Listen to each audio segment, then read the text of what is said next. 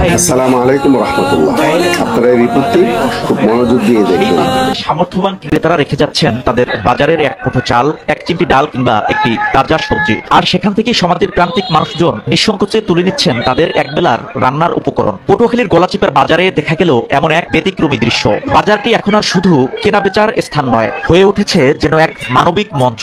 এখানে এসে অসহায় কাউকে হাত পাততে হয় না। আমরা যে বাজার করি তার থেকে কিছু সহায়তা যে এই হতদরিদ্র মানুষের মাঝে দিতে পারি, এটা যারাই ভোগ করবে, যারা কিনে খাওয়ার মতো সমর্থ নাই, তারা এখান থেকে নিয়ে যাবে।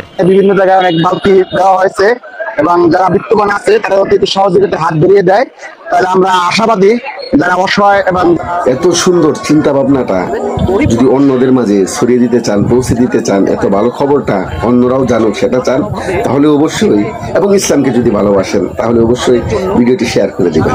করতে পারেন তারা বাজারের একটা অংশ আমরা এই দান বাক্সে রেখে যাব, সেই অংশটার মাধ্যমে গরিব মানুষরা বাসায় বাজার নিয়ে যাবেন। এই বালতিতে আপনারা যারা সদাই কিনবেন কিছু কিছু আল্লাহর হস্তে বালতির ভিতরে রাখবেন, এইটা আল্লাহর হস্তে আবার গরিব মানুষের ফ্রি দেওয়া হইবে।